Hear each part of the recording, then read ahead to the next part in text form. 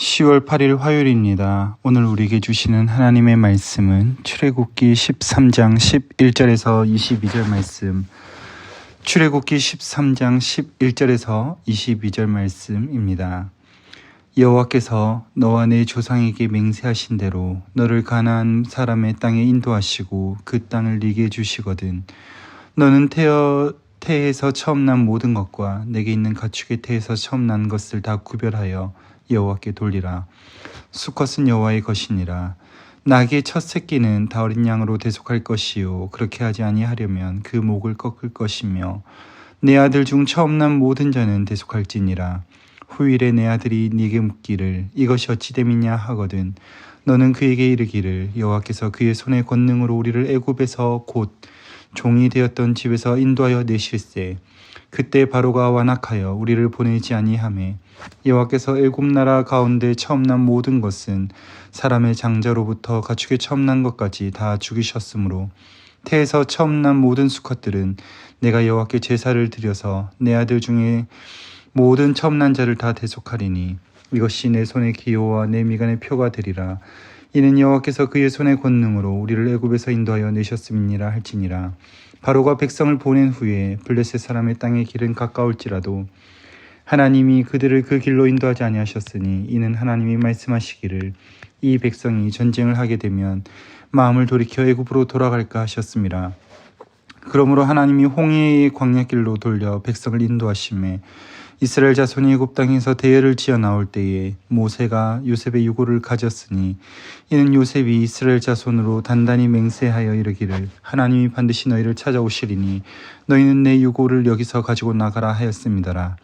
그들이 숫곳을 떠나서 광야 끝 에담의 장막을 치니 여호와께서 그들 앞에서 가시며 낮에는 구름 기둥으로 그들의 길을 인도하시고 밤에는 불 기둥을 그들에게 비추사 낮이나 밤이나 진행하게 하시니 낮에는 구름 기둥 밤에는 불 기둥이 백성 앞에서 떠나지 아니하리라. 아멘. 어제 본문 출애굽기 11장 1절부터 하나님은 유월절을 통해 출애굽하는 이스라엘 백성들에게 이 절기를 기억하여 지키라고 말씀하셨습니다. 하나님을 기억하는 행위는 누룩을 삼가며 자녀에게 보임으로 하나님의 일하심을 지킬 뿐 아니라 전하는 것입니다. 계속해서 오늘 본문에서는 인도하시는 분이 여호와 하나님이시요 소망이 되시는 분도 하나님이심을 보여주고 있습니다. 먼저 인도하시는 분이 하나님이심을 말씀하시는 것은 11절에 이제 출발을 하는 백성들을 향해 너희를 그 땅에 드리거든이라고 말씀하시며 인도하심의 약속을 주십니다. 인도하심을 받는 백성들이 해야 하는 것은 이것이 자신의 능력이 아니라 하나님의 것임을 고백하기를 원하십니다. 12절에서 하나님은 처음 난 것을 모두 하나님께 돌리라 라고 하십니다. 처음 난 것을 하나님께 구별하여 드린다는 의미가 무엇입니까? 처음 난 것은 능력의 발산입니다. 그런데 그것을 꺾으라고 말씀하시는 것입니다. 가축들 역시 처음 난 것을 하나님께 돌리라고 합니다.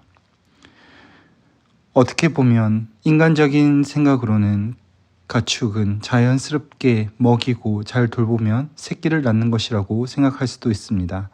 그러나 그 가축이 처음 새끼를 출산할 수 있도록 능력을 주신 분, 그렇게 제공하신 분이 하나님이심을 고백하며 처음의 것은 하나님께 드리라 라고 말씀하고 있는 것입니다. 그래서 사람이나 가축을 막론하고 처음 것을 하나님께 드리는 것은 하나님을 향한 고백입니다. 내 능력과 내 힘이 나를 이어가게 하는 것이 아니라 자연 법칙이 자연스럽게 그렇게 돌아가는 것이 내 삶의 원동력이 아니라 하나님이 나의 삶의 원동력이라는 것을 고백하는 것입니다. 하나님이 주신 것이 아니라면 나는 무의미한 존재라는 것을 이렇게 고백하는 겁니다. 그런데 한 가지 의문이 드는 것은 13절에 하나님은 나귀에 대한 규례를 따로 주십니다. 소나 양이나 다른 짐승이 아니라 부정하다라고 말하는 나귀에 대한 규례를 하나님께서는 주고 계십니다. 왜 나귀일까요? 아마도 나귀는 애굽 생활을 하는 동안 그들에게 중요한 이동 수단으로 여겨졌을 겁니다. 먹는 음식으로 나귀는 몸에 해롭게 작용할지는 몰라도 생활에 필요한 나귀의 도움을 끊어버리지 않으시고 대속하여 정한 것으로 남겨둘 수 있도록 하신 하나님의 배려가 느껴지는 부분입니다. 특별히 이제 출발하여 광야길을 걸어가야 하는데 나귀가 짊어질 짐까지 사람이 감당하도록 하신 것이 아니라 그 백성을 배려하심으로 그를 대신하는 정한 짐승을 통해 부정을 제거하여 사용하도록 배려하신 것이라 생각이 됩니다. 계속해서 하나님은 이러한 행위, 곧 처음 난 것을 구별하여 하나님께 드리는 행위에 대해서 내 아들, 네 자녀가 물을 것인데 그때마다 아비된 자들의 대답은 이러해야 된다라고 하시며 14절로부터 16절까지 말씀합니다. 그 내용을 보면 하나님께서는 크신 권능으로 애굽을 건지셨기 때문이다. 그때 바로에게 속한 애굽의 모든 처음 난 것을 하나님께서 죽이셨기 때문에 그래서 하나님의 일하심을 기억하며 처음 난 것은 하나님께 구별하여 드리는 것이다라고 가르치기를 원하십니다.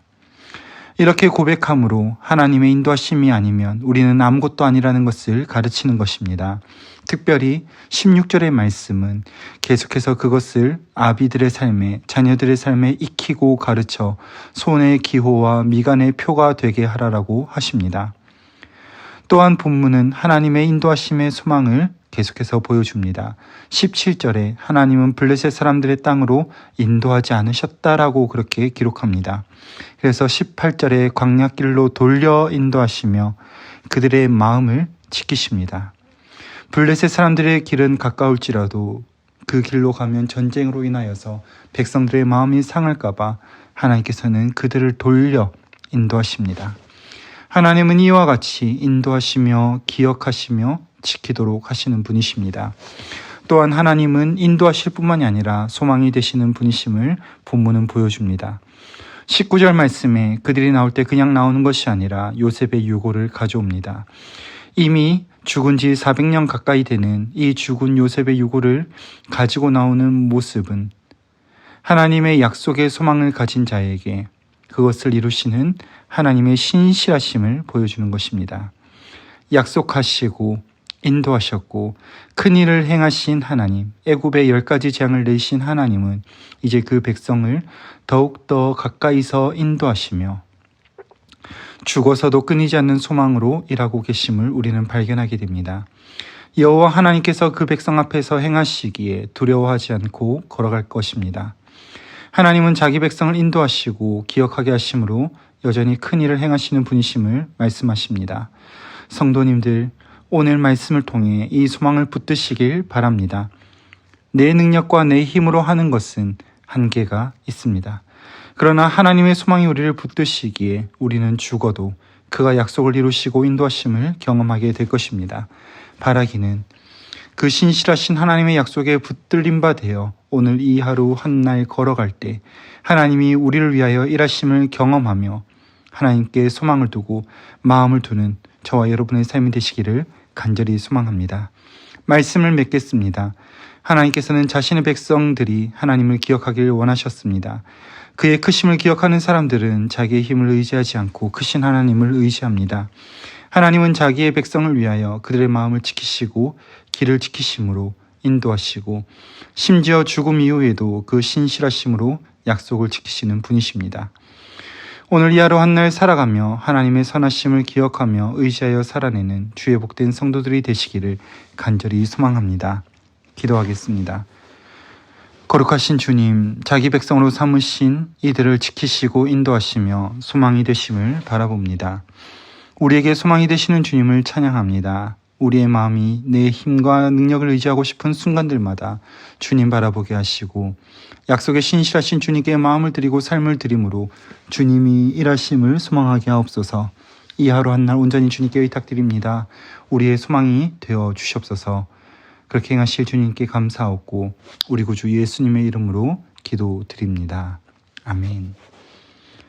이 시간 함께 기도하실 때 말씀 붙들고 기도하시고 주간 기도 제목에 따라 환우들을 위하여 기도하시겠습니다. 우리 교회 주보에 나와 있는 환우들, 암으로 투병하시는 분들도 많습니다. 또 영적, 육적, 정신적으로 고통하시는 분들 위해서도 기도해 주시기 바랍니다. 우리 신부산교회가 기쁨으로 섬기는 교회가 되게 하시고 모든 섬김 사역을 통해 세상에 소망을 주는 교회가 되게 해달라고 함께 기도합시다. 특별히 새 가족을 초청하는 아주 행복한 만남을 위해서 기도하여 주시겠습니다. 우리가 작정한 태신자 728명이 교회를 방문하게 하시고 사랑과 행복을 얻고 마음의 문이 열리게 해달라고 10월 21일 주일에 있을 복음 설교를 준비하시는 담임 목사님과 주일 예배의 순서자들을 성령으로 충만하게 하시고 기쁜 마음으로 잘 준비하게 하셔서 함께 예배드리면서 하나님의 사랑과 복음의 능력을 경험하게 해달라고 기도합시다.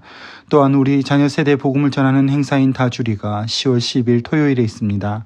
하나님께서 기름 부어주셔서 어린 영혼들에게 하나님의 복음과 사랑이 스며드는 시간이 되게 해달라고 함께 기도하신 이후에 개인적인 제목으로 기도하시다가 처소로 돌아가시겠습니다. 함께 기도하겠습니다.